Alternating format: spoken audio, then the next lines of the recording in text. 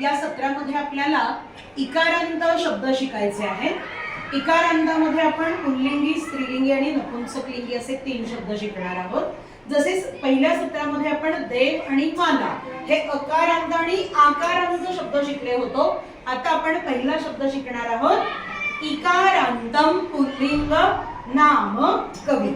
चला तर मग एकूण 8 विभक्ती आणि 3 वचनांमध्ये कवी हे नाम कसं चालतं हे एकदा कळलं की जगातले सगळे इकारांत पुल्लिंगी शब्द तुम्हाला चालवता येतील आणि त्यांची 8 विभक्तीतली रूपं पण समजतील।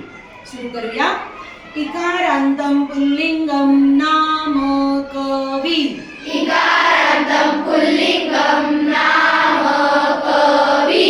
कवी हि कवी कवयः प्रथमा।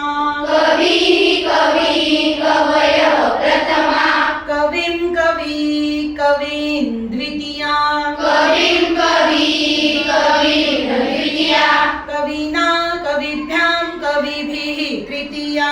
कविना कविभ्यां कविभिः तृतीया। कवये कविभ्यां कविभ्यः चतुर्थी। कवये कविभ्यां कविभ्यः चतुर्थी। कवेः कविभ्यां कविभ्यः पंचमी।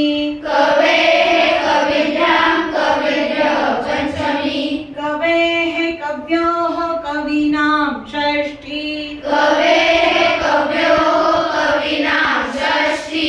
कवौ कव्योः कवीषु सप्तमी।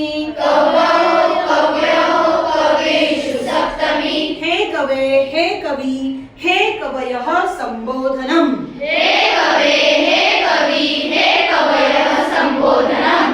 याप्रमाणे सगळे इकारांत शब्द आपण चालवू शकतो। पॉज करू।